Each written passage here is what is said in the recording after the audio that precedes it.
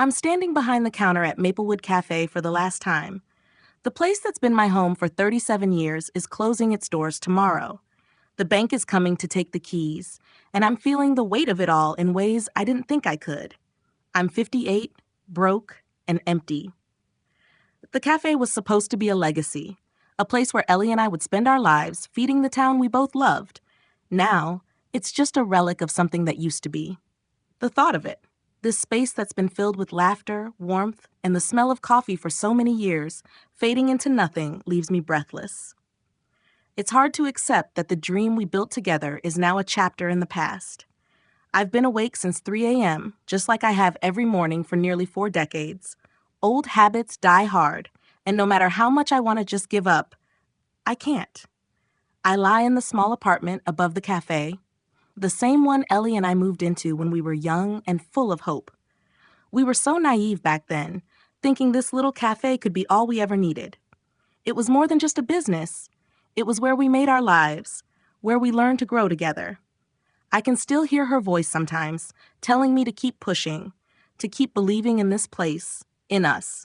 But she's gone now. Ellie passed away 6 years ago after a battle with cancer that drained the life out of her and, in a way, drained the life out of me. We fought to keep this place alive, but after her death, it became harder. The cafe felt empty without her, and no matter how many cups of coffee I served, it was never the same. I unlocked the cafe's front door, flick the light switch, and pause for a moment. I stand there, looking at the booths where so many memories were made. I run my hand along the cracked counter, feeling the years of wear beneath my fingers. The walls are covered in photographs. Birthday parties, anniversaries, high school graduations, and community events. People came here to share their lives with us. It wasn't just about the food or the coffee. It was about the connections. Ellie used to say that this cafe was the heart of Maplewood, that it wasn't just a place to grab a meal. It was where people came to find comfort, to celebrate the good times, and sometimes to find solace in the tough ones. I tie on my apron, the one that's seen better days, much like the cafe itself. The fabric is faded from years of washing, but it still feels familiar.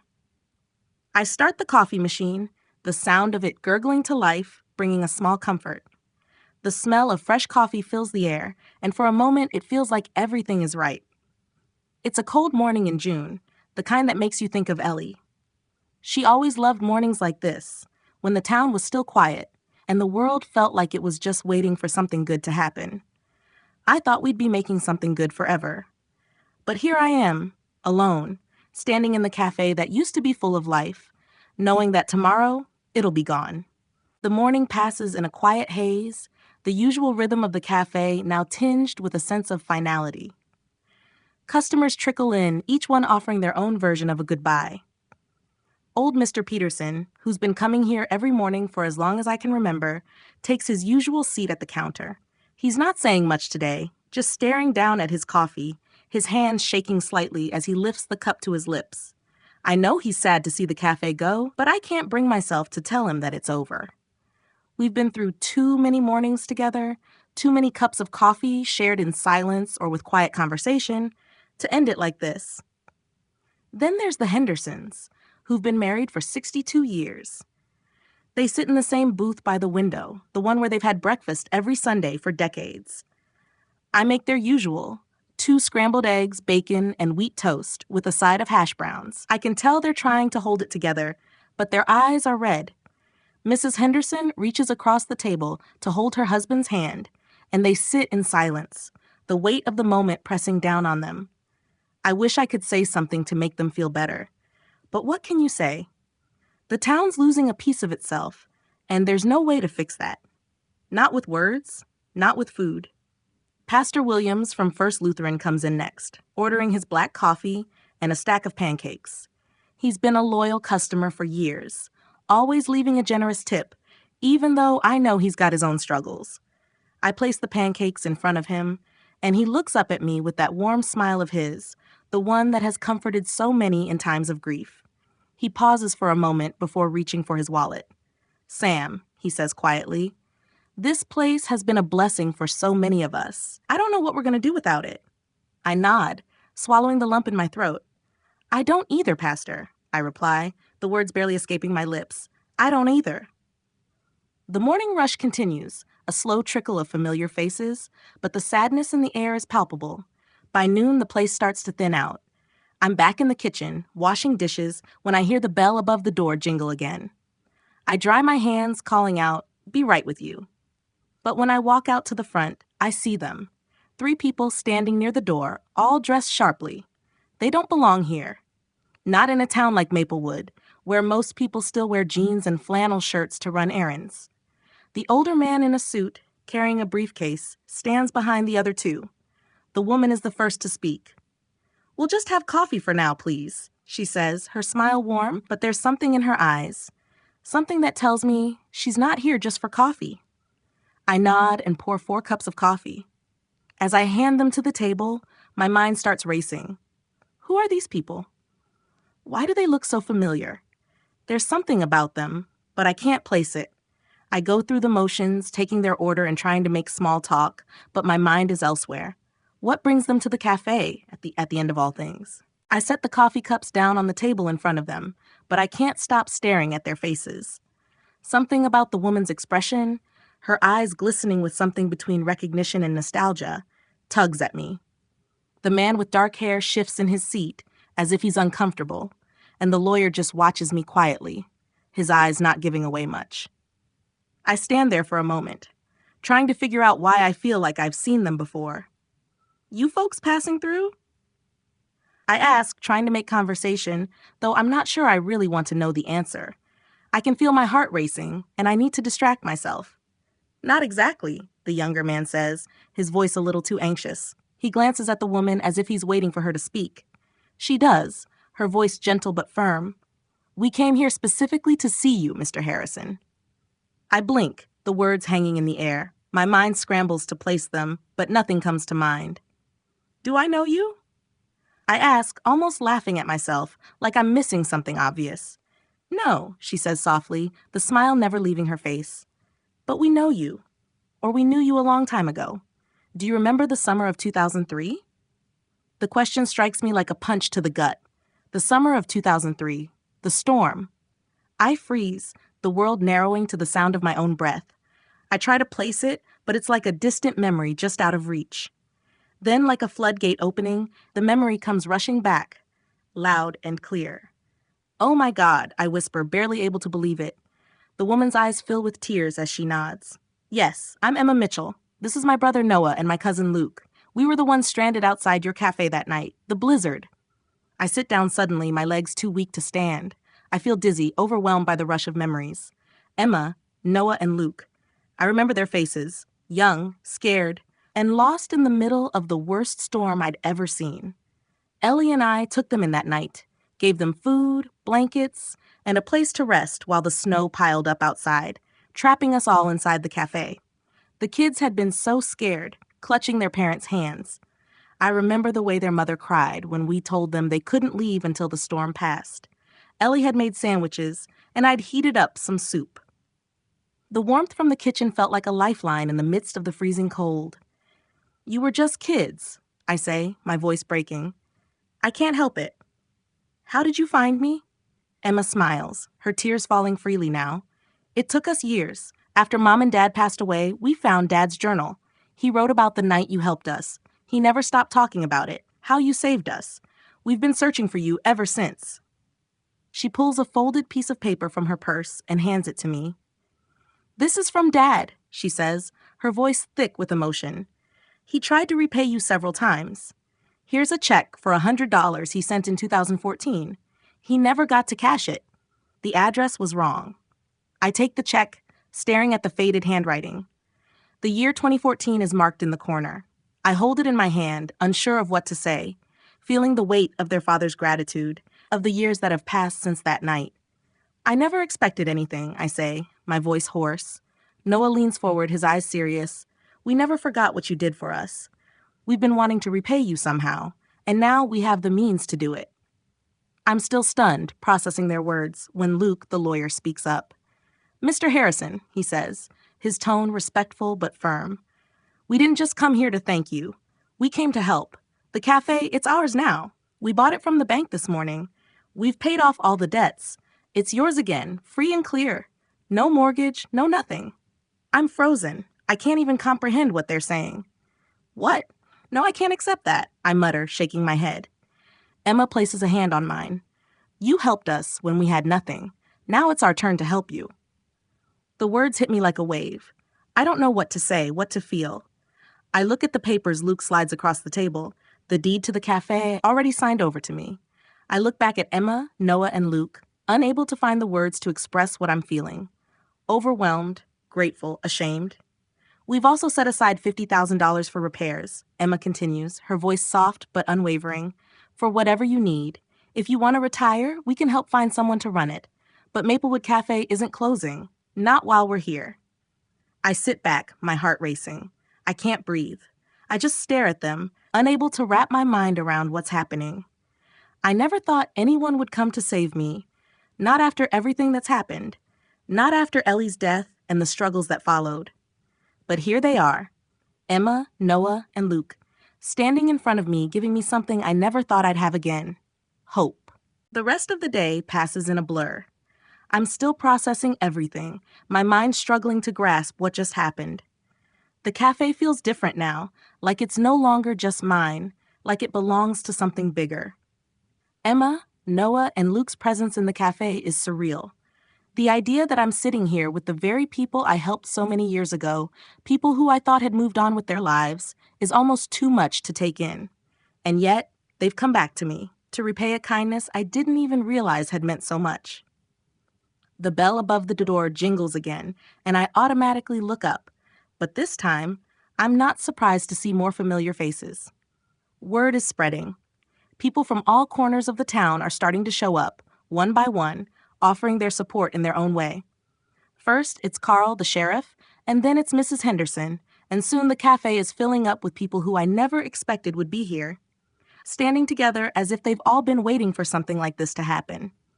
Some are offering hugs, others simply nodding in silence, but all of them are here because they've known this place, known me for a long time.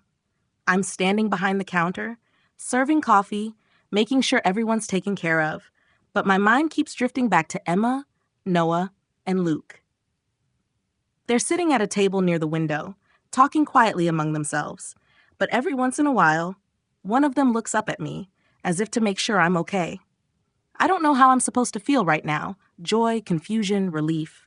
It's all mixed up inside me, but one thing is clear, I'm not alone anymore. The community I've spent so many years building is here for me now, just as I was once there for them. By mid-afternoon, the cafe is buzzing with energy. It's not the same as it once was. There's a strange air of celebration mixed with sorrow, but it's still life. It's still something worth holding on to. I can't help but feel a sense of pride in what we've built here over the years, even if I thought it was all about to slip away. Then there's the moment when Luke, the lawyer, stands up and walks over to me. He's a quiet man, but there's a certain sincerity in the way he moves. "Mr. Harrison," he says, his voice calm, "we want to help you get things back on track. We've spoken with some local contractors. They're already planning to come in and do some repairs. Nothing too drastic, just the essentials. And we've got the funding for any upgrades or improvements you might need. We want you to feel like this place is yours again, and we want to see it succeed." I stare at him for a moment, trying to process the weight of his words. "I don't know what to say," I finally manage. "You've done more than I could have ever asked for. I wasn't expecting any of this." He gives me a reassuring smile. "You don't have to say anything. Just take it one step at a time, Sam. You've earned it." I glance over at Emma, Noah, and Luke, and for the first time in what feels like forever, I feel like I might be able to breathe again. The cafe, the town, the life Ellie and I started together, it's all still here, still waiting. Maybe it wasn't over after all. Maybe it's just a new chapter, one I never saw coming. I can almost feel Ellie's presence in the air, as if she's watching over me, smiling that smile she used to give me when everything felt impossible. She always believed in this place. She always believed in me. "All right," I say to Luke, my voice steady for the first time in days. "Let's do this." And for the first time in a long time, I finally feel like things might just be okay. The next few weeks pass in a flurry of activity. The cafe that had felt like a ghost town for so long suddenly comes to life again. Emma, Noah, and Luke aren't just distant benefactors. They're here, day in and day out, helping make the cafe the heart of Maplewood once more. It's like we've hit a reset button, and everything that had felt lost is slowly being put back into place. I've never seen the cafe this full. Word has spread faster than I could have imagined. Every morning, people are waiting in line for a seat, something that hasn't happened in years. The old regulars, the ones who stuck around even when times were tough, are back, and there's a sense of camaraderie in the air that I haven't felt in ages. The place is buzzing with conversations, laughter, and the clink of coffee cups. It's everything I thought we had lost. The repairs have started. Luke got in touch with some local contractors, and they've been fixing the leaks in the roof, repainting the walls, and fixing up the kitchen equipment. It's not all glamour and new, shiny things. It's about making sure the cafe can keep running, that the small details are taken care of. Emma has been running the business side of things, handling all the paperwork and making sure everything is in order. Noah's been doing the heavy lifting, making sure the cafe's exterior looks presentable again.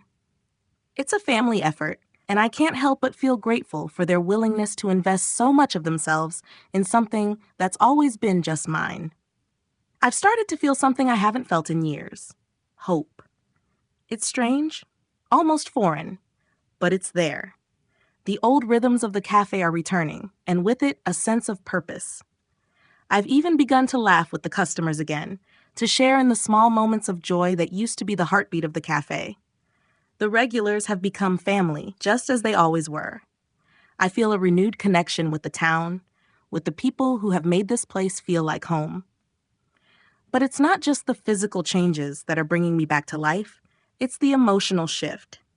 Every morning when I open the cafe, I find myself standing in front of the door for a moment, just looking out over Maplewood. The town feels different now. I've spent so much time feeling like an outsider, like the cafe was the only thing keeping me tethered to this place. But now I realize that it's not just the cafe, it's the people. It's the connections we've built together. Over cups of coffee, over stories shared at the counter, over small acts of kindness that have bound us all together. The biggest change, though, is the quiet moments. Late at night, after the cafe closes, I sit at the counter and let the stillness wash over me. I think about Ellie. I think about how proud she'd be of this place, of the life we built, and of the love and care that still lives in these walls. I can almost hear her voice, encouraging me to keep going, to keep fighting. She always believed in this cafe, in this town, in me. And now, even though she's not here to see it, I feel like she's with me in every cup of coffee I serve, every smile I share with a customer. And maybe, just maybe, this place, the cafe, the town, the life we built, isn't over after all. It's just beginning again. 6 months have passed since that strange and life-changing day when Emma, Noah, and Luke walked into Maplewood Cafe and turned everything around. The cafe is thriving now, and the town, once so quiet and forgotten, feels like it's waking up again. The repairs are complete, the coffee flows steady, and the laughter that fills the air every day seems like a small miracle. I'm still amazed at how much has changed in such a short time. It's like the cafe is breathing again, and so am I. The mornings are busy now, and I find myself back in the rhythm I thought I had lost forever. The sound of the bell above the door, the hum of conversation, the clinking of silverware, all of it feels familiar, like coming home after a long absence. Carl still comes in every day at 6:15 a.m. for his usual bacon and eggs, his dry humor the same as always. And then there's the Hendersons, sitting in their booth, holding hands across the table, just like they always did. It's as if the passage of time hasn't changed anything, and for the first time in years, I realize I've been holding my breath, waiting for something to feel right again. Emma and Noah have become fixtures here too. Emma runs the back office, handling the paperwork, the orders, the schedules, while Noah works the floor, helping serve when things get busy. Luke, the lawyer, has been overseeing the legal side of things, making sure everything is in order. They're part of the cafe now, part of this strange, wonderful second chance I've been given.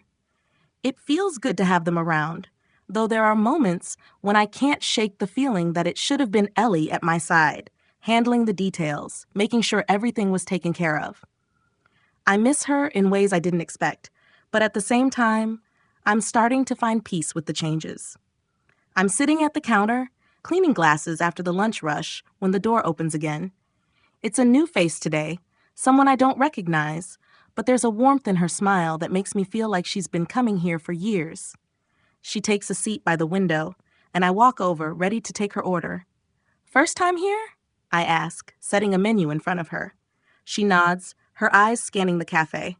"Yeah, I've heard good things about this place." "Good things, huh?" I chuckle. "Well, I hope we can live up to the hype."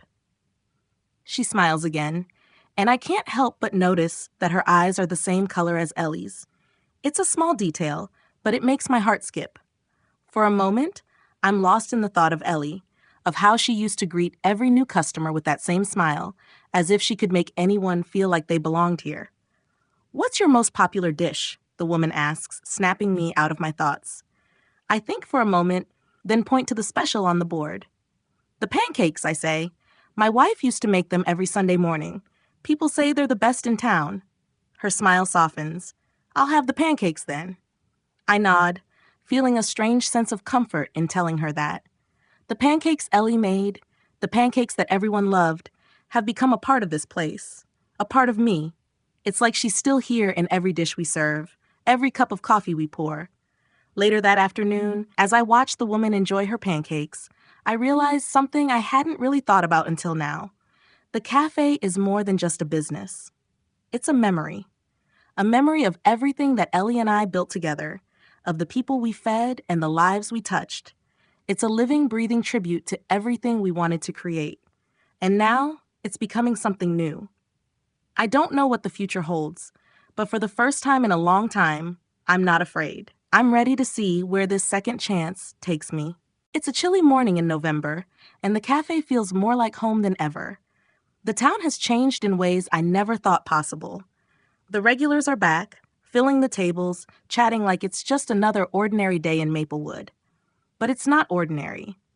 It's been a year since Emma, Noah, and Luke came into my life and saved this place, and it feels like every day is a new beginning. I'm back behind the counter, tying my apron, the one that's almost as old as the cafe itself, when I notice something that stops me in my tracks. It's the photo on the wall, the one of Ellie and me from opening day, the one where we're grinning like idiots, full of dreams and hope. I hadn't really paid much attention to it in the past year, but today it catches my eye, and I can't help but stare at it for a long time.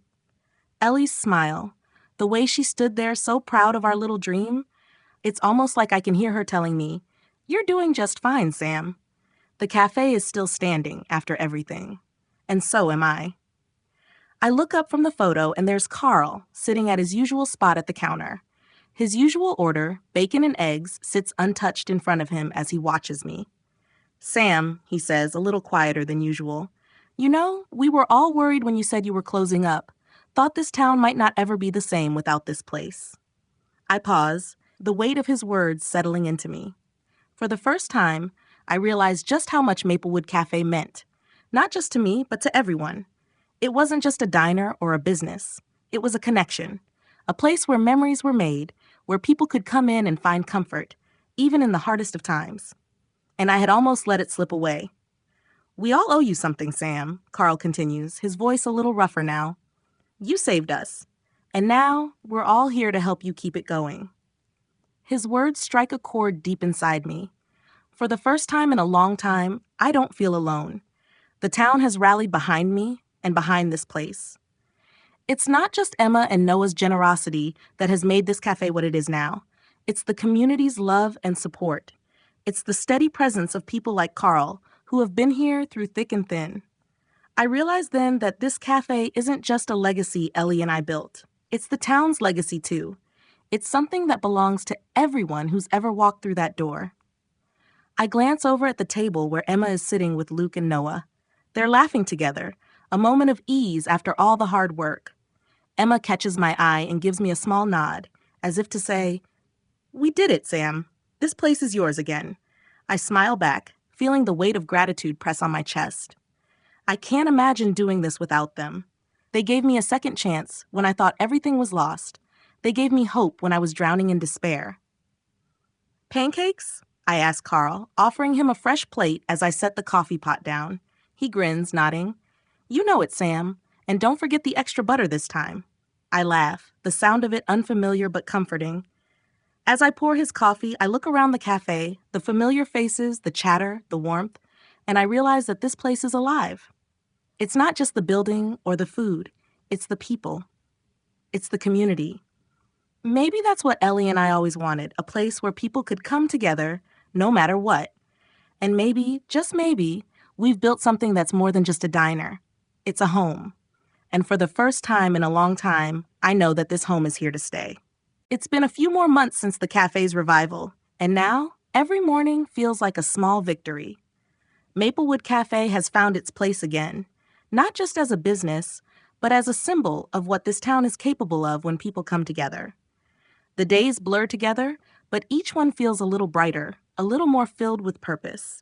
There's a steady hum in the air now, one I haven't felt in years. It's like the cafe is alive again, and so am I. One morning, as I'm refilling the coffee pot for a table of new customers, I overhear a conversation that makes me stop in my tracks. It's a young couple in their 20s, sitting by the window. The woman's pointing at the pictures on the wall, the ones of Ellie and me, the old family photos of the town's events, and she's smiling. Look at all these photos, she says to her partner. This place has so much history. It feels like it's more than just a cafe, like it's a part of the town's soul. Her words hit me harder than I expect. I've been so focused on the cafe's survival, on making sure the bills are paid and the doors stay open, that I've almost forgotten what this place really means. It's not just about feeding people or turning a profit. It's about connection. It's about creating something lasting, something that brings people together. I've spent so much of my life pouring myself into this place, and now I see it through fresh eyes. This cafe has been a part of the town's story long before I ever realized it, and now I'm part of that story too. I catch myself staring out the window for a moment, letting the weight of it all sink in. For a long time, I felt like I was on the outside looking in. I thought the town had forgotten about me, that the cafe was just a business I clung to out of habit. But the truth is, it was never just mine. It was always the town's. And now, it feels like I'm truly a part of something bigger than myself. As I walk back to the counter, I see Emma, Noah, and Luke sitting at the table, chatting with some of the locals. They've become such an integral part of this place that sometimes I forget they weren't always here. But every time I look at them, I'm reminded of how much they've given, how much they've invested in me and this cafe. Without them, I'm not sure I would have had the strength to keep going. Their belief in this place, in me, has made all the difference. Later that afternoon, after the lunch rush, I sit down at the counter for a moment of quiet. The cafe is still bustling with life, but there's a peace in it now, one that feels earned. I'm not just the owner of Maplewood Cafe anymore. I'm a part of something larger. This place, this town, these people, they're all woven into the fabric of my life in ways I can't fully describe. I look up at the photo of Ellie, her smiling face framed above the register, and I feel a wave of gratitude wash over me. Ellie would have been proud, I think. Proud of the cafe, of what it's become, and proud of the people who've helped keep it alive. I can almost hear her voice, soft and reassuring, telling me that this was always the way it was meant to be.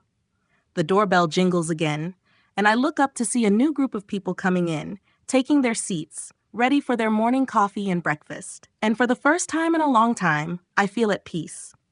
This place isn't just surviving anymore, it's thriving. And it's going to be here for years to come, just as Ellie always believed it would. And for that, I'm grateful, more than words can say. It's been nearly a year since Emma, Noah, and Luke walked into the cafe and turned everything around. Sometimes when I step back and look around, it still doesn't feel real. The cafe is thriving again, the town is buzzing with life, and for the first time in ages, I feel like I'm actually living instead of just existing. Every day feels like a small miracle, like the world has shifted just enough for me to find my footing again. The mornings are busy now, and I've gotten used to the noise of the cafe, the chatter, the clinking of dishes, and the hum of conversation. I still find it hard to believe that the place that was once empty and silent is now full of people every day. It's a good kind of busy, though, the kind that makes you feel alive, like you're doing something meaningful. But it's not just the cafe that's changed. I've changed too. For the first time in years, I feel like I'm truly a part of something. Maplewood is home again, and the connections I've built over the years, connections that I thought had slipped away, are stronger than ever. The town feels like it's back in sync with itself, and I'm no longer just an outsider. I'm a part of the community, and I've got a place in it. I spend a lot of time with Emma, Noah, and Luke now. They're not just the people who saved my cafe, they've become my friends, my family in a way. We talk about Ellie sometimes, how she would have loved to see what's happened here. I can almost hear her laughter echoing in the cafe, feel her warmth in every corner. She was always the heart of this place, and in some ways, I feel like she's still here with me. When I look around, I see her in the way the cafe feels, in the way people greet each other, in the way the town has rallied together to keep this place going. Even though the cafe is doing better than I ever thought it would, there are still moments when I catch myself thinking about the past, the months of uncertainty, the fear that I'd lost everything. But those moments are fleeting now. I've learned to appreciate the small victories, the moments when someone leaves with a smile after their meal, the quiet exchanges with regulars who have become like family. I realize that it's not just about keeping the cafe open anymore. It's about keeping the spirit of what we built alive. The community, the kindness, the connections. One afternoon, as I'm wiping down the counter after the lunch rush, I look up and see Carl sitting in his usual seat. He's been coming in for years, and I've always thought of him as one of the pillars of this place. He's seen everything, the highs and the lows. And today, he looks at me with a smile that I haven't seen in a while. "You've done it, Sam," he says, his voice rough with emotion. "You've really done it. This place is what it was always meant to be." I smile back, the weight of his words settling in. "We all did it, Carl. It's not just me. It's all of us." He nods, taking a slow sip of his coffee. "Yeah, but you kept it going. You kept believing, and that means more than you know." His words hit me harder than I expected. I didn't keep the cafe alive by myself.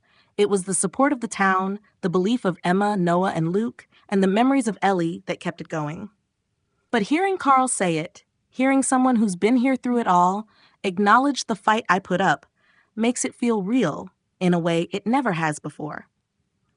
The cafe has become more than just a business to me. It's a place of hope, a reminder that no matter how bad things get, there's always a way forward.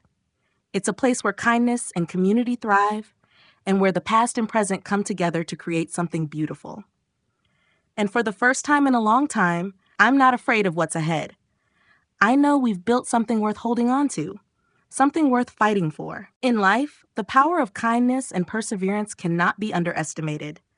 Sometimes we find ourselves at a crossroads, feeling like everything is slipping away, but it's in those moments that we need to keep going. Be kind, even when you don't expect anything in return, because you never know how your actions will impact someone else's life.